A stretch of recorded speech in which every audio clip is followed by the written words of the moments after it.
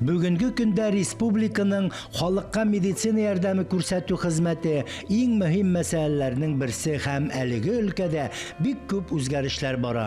Заман үзгәрә барган саен тормыш яңадан-яңа таләпләр дә куя.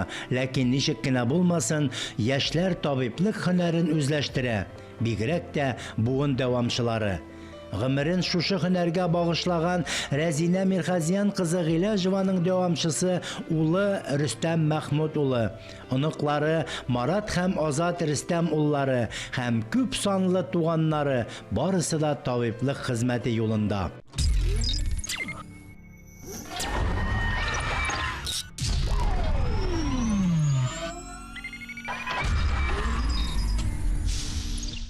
Я офтальмолог.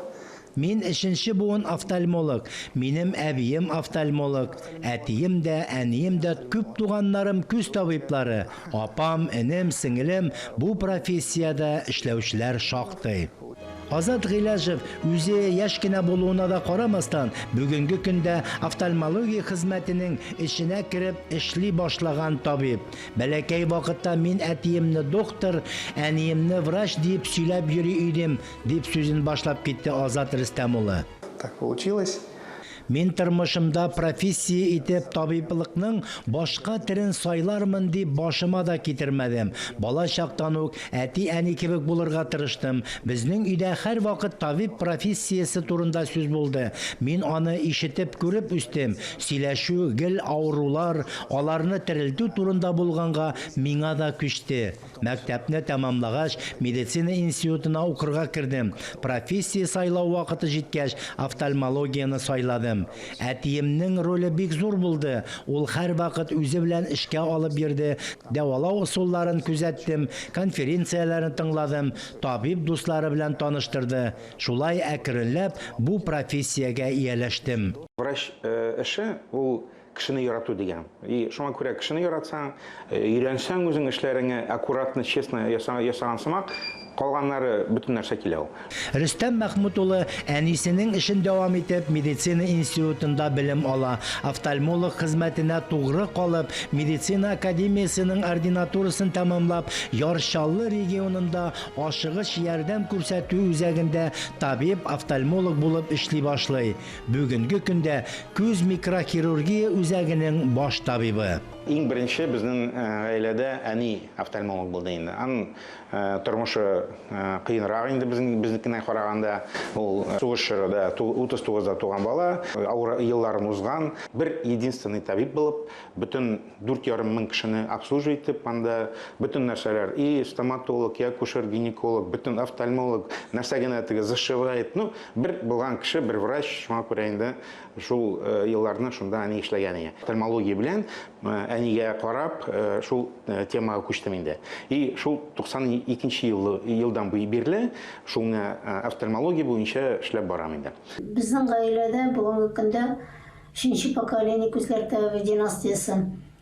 Мин үзем Шаллыда Тукай больницасында бик озак еллар эшләдем күз табибы булып.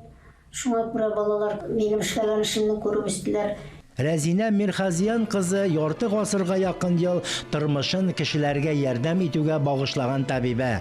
Авылда электр баганасына язып иленгән укырга керергә теләүчеләр өчен чакыру игъланын табып укыганнан соң, иптәш кызы белән Минзәлә медицина училищесына укырга керә.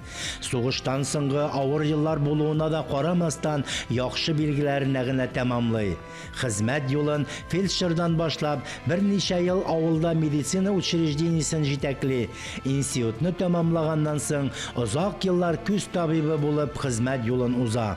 Тырыш хезмәте өчен илебезнең югары дәрәҗәдәге медальләре, почет билгеләре, рәхмәт хатлары, грамоталар белән бүләкләнгән табибә. Кайгыртучан булырга кирәк. Бер авыруында онытырга ярамый. Нәрсә белән бит авыл авыруның хәле һәр вакыт баштан чыкмый ул. Шулай булырга тиеш врач кеше, табиб кеше һәр вакыт авыру турында уйлый. Ул баштан чыкмый бер качанда.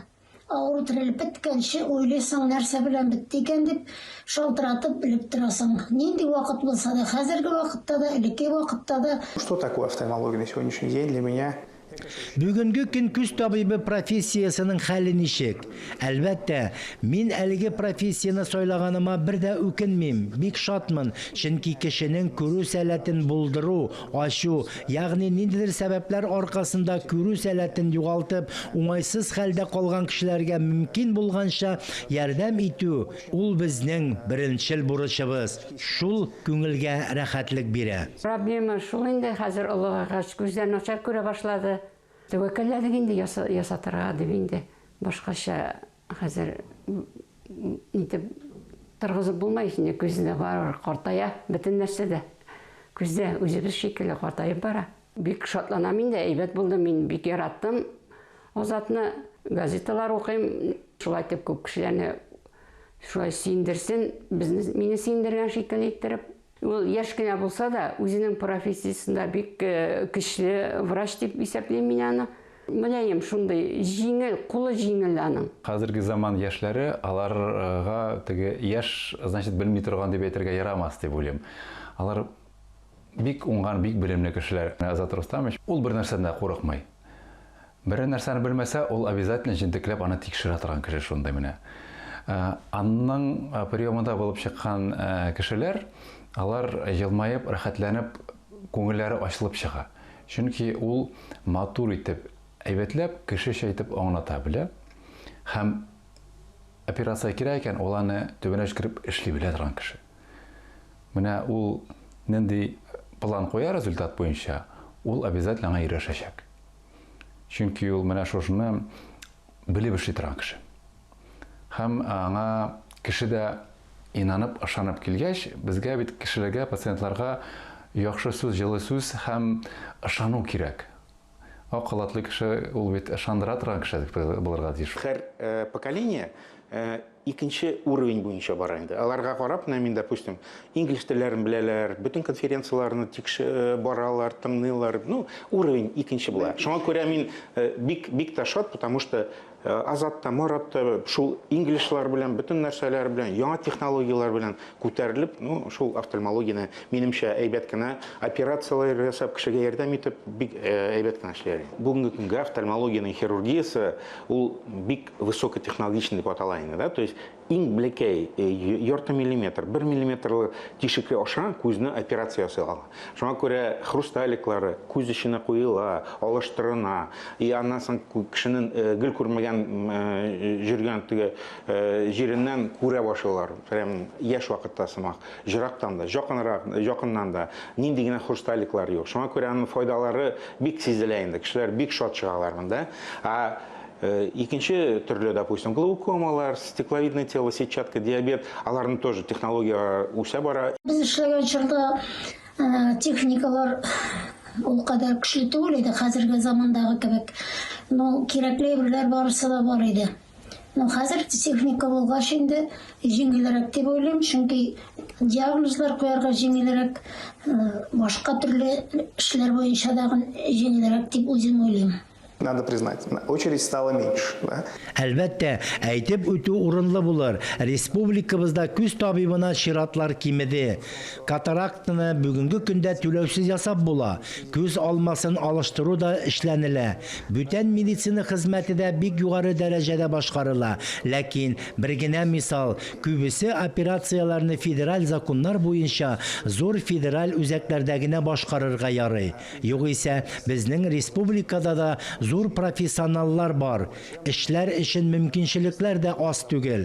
Оештыру эшләрен җайлау уңайсызлык тудыра. Табибның профессияның авторитетын күтәрергә кирәк инде, потому что, эш бит ул, зур эш. Менә мин үзем заманнарны искә алганда, допустим, 90-нчы еллар, кыен еллар бит инде, допустим, уку ачлыгы инде теге, и кешеләр укуны ташлап, әллә нәрсәләрне, бизнесны, акчаны тиз-тиз генә күтәреп эшли башлаган кешеләр, ул заманда миңа, конечно, кыенрак, потому что тоже анда исәпләр бар, и может быть ташлап тиз генә акчаны зарабатывать итеп, гаилә бар, бала бар, теге кирәк дип, аннан соң инде менә шуңа күрә терпениелар теге әкренләп, менә шул эш удовлетворение да бирә бүгенге көнгә. И материальная составляющая тоже җитәрлек инде хәзер. Шуңа күрә ул шундай врачның уважениелары калса, инде менә шул табибләрнең авторитетлары калса, именно шул бик әйбәт булыр, потому что күбесе все-таки немножко, минемчә, недооцененный дигән сымак инде, да? Менә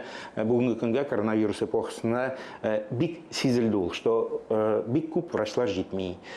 Күбесе укулары, то есть повышать кирәк, бөтен нәрсәләрне, материально-технический базаны поддержать итәргә кирәк булыр. Ул бит инде сугыш чыккач кына аңлыйсың инде монда җитмәде, монда җитмәде.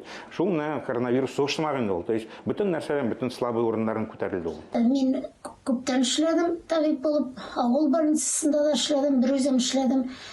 Родильный дублар бөтенесе бар иде.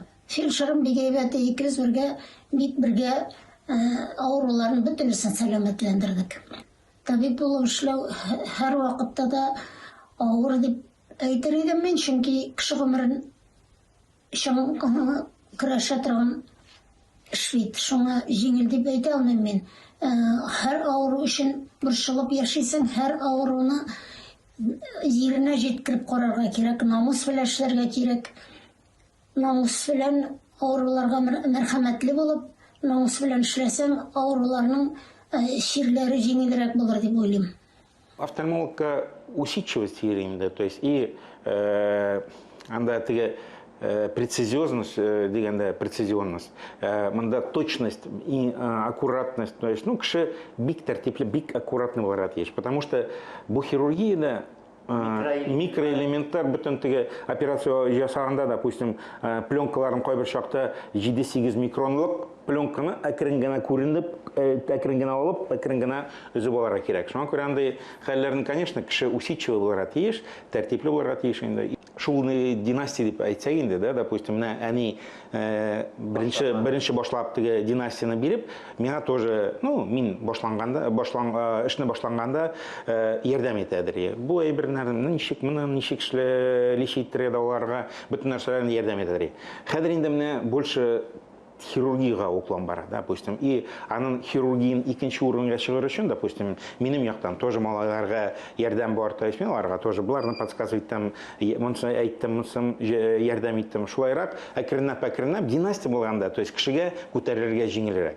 Ул бит инде нулдан эшләгән башлаганда инде күбесен белмисең, пока әлеп аңлыйсың, пока өйрәнәсең, вакыт уза. Кешенең гомере кыска, и пока аңлап бетерәсең, уже гомер дә бетә. Шуңа күрә монда династиялар как раз ул күбрәк теге знанияларны передавай итеп, бик әйбәт нәрсә инде ул. Мин шуңа күрә бик шат балалар минем юлдан барып, минем эшләрне кабатласалар, күтәрсәләр, инде бик әйбәт булыр. Мин балаларымның минем эшне дәвам итүләренә бик тә шат. Табиб булу ничек состояние души дигән русча сымактыр инде, да, то есть, потому что кешеләр киләләр, һәрберсенең үз чире. Аларга тыңлап, ярдәм итәрсәң, шул бигрәк, күңелеңдә җиңеләү сразу. Но сегодня профессия на самом деле востребована. Бүгенге көндә офтальмология профессиясе бик кирәкле, аңа мохтаҗлык зур. Электән дә шулай иде. Бүген дә безнең Татарстаныбызда әлеге тармак югары дәрәҗәдә, зур үсештә. Махсус эшләнелгән үзәкләр дә, хастаханәләр дә җитәрлек. Һәрберсе югары дәрәҗәдәге техник чаралар белән җиһазландырылган. Җир шарында беренчеләрдән булмасак та, артта да бармыйбыз, калышмыйбыз. Офтальмология өлкәсе буенча безнең регион алдынгылар исәбендә. Республиканың халыкка медицина ярдәме күрсәтү, сәламәтлек саклау медицина эшчәнлеге нинди генә югарылыкта булса да, әлеге тармак үсә, үзгәрә, камилләшә. Көннән-көн яңа эшләү алымнары туа, зур медицина үзәкләре ачыла. Әлеге тармакта яшь белгеч һәм табиб остаз төшенчәләре ныгый һәм башка бик күп сорауларга җаваплар табыла бара. Әлеге тармакның үсешендә һичшиксез буыннар чылбырын эзмичә эшләү отышлырак дигән нигез бар.